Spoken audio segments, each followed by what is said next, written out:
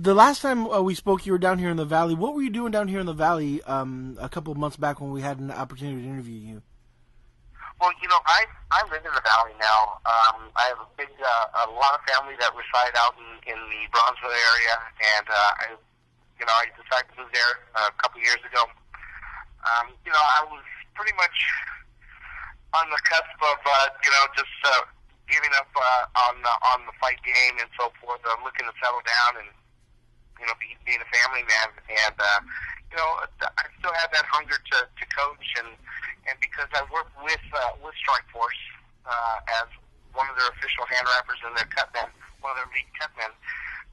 They always kept me in the game and so forth. And with Josh beating up Paul Daly, he invited me back to camp to film The Ultimate Fighter, and then obviously coming back to camp for this training camp for George St. Pierre.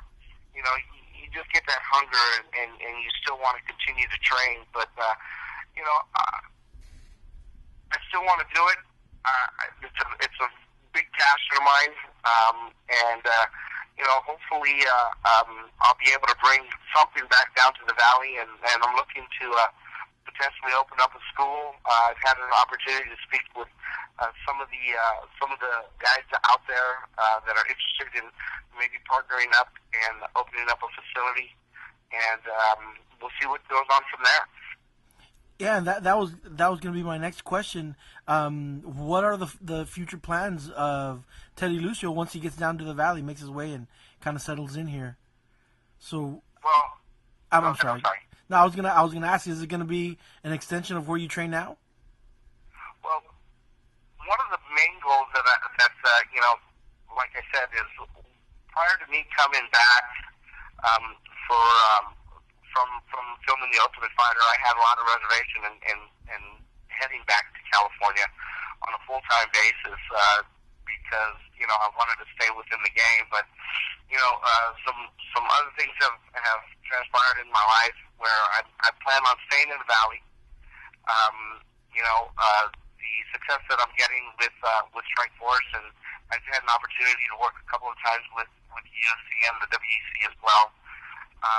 And one of the things as far as goals, when I came back here for this training camp, was sitting down and speaking with the AKA owner, Javier Mendez, and had a conversation with him and pretty much told him what my plans were.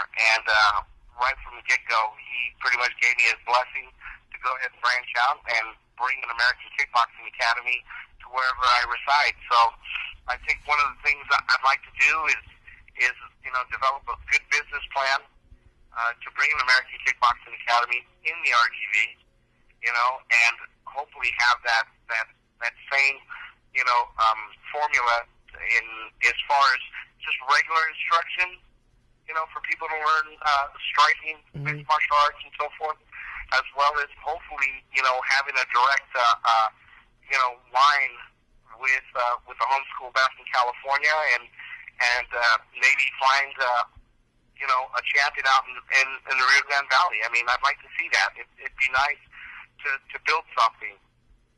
One of the things that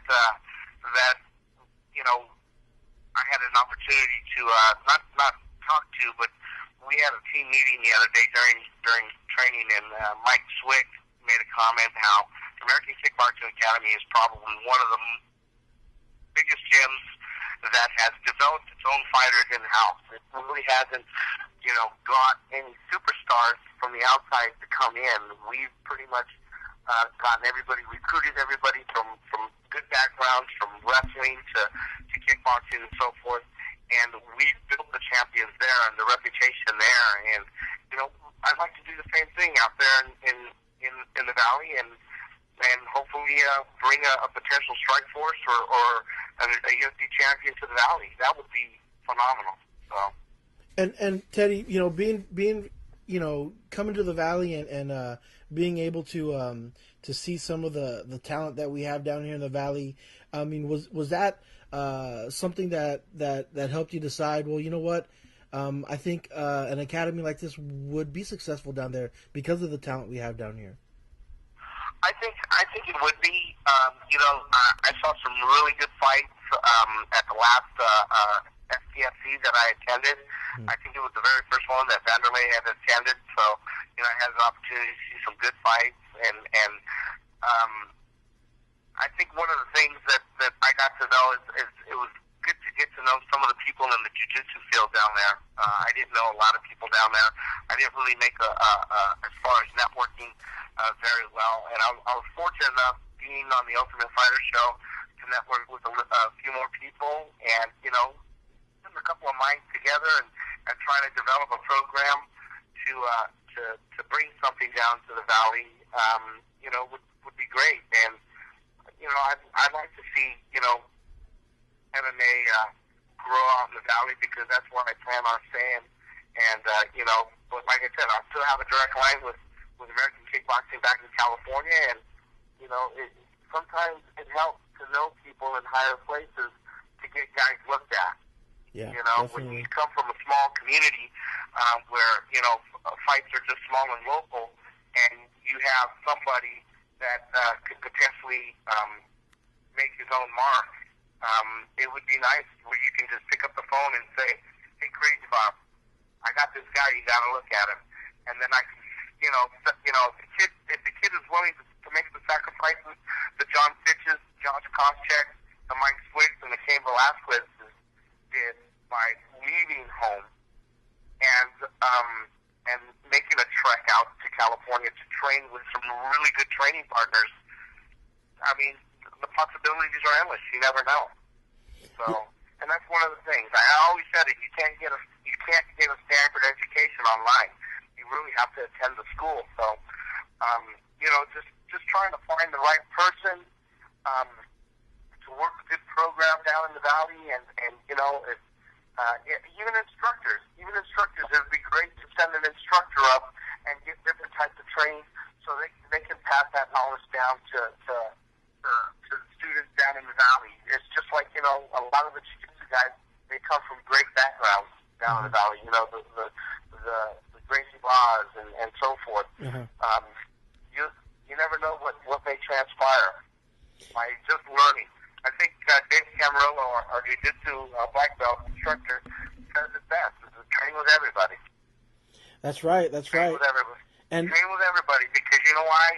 You may have a recipe to cook, but if somebody shows you something a little bit different, you can use it. If not, you don't have to use it. It all depends on your style. So, but at least you have that tool in your toolbox for the future.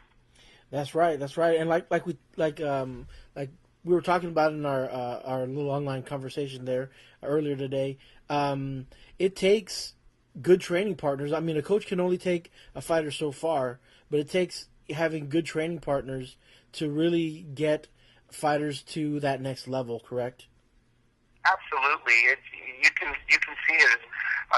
Another discussion we had is, obviously we had John Fitch spar with Josh for this training camp, and John had to divert from his regular style and fight more like a George St. Pierre style to help out Josh. I'm pretty sure that the roles are going to be reversed when John's getting ready for training camp, and Josh is going to start fighting like BJ Penn to get John ready. But you have those fighters at that level to make that transition, and that that are going to push you, because they are better than you. They are better than you, and you're just going to grow along with them.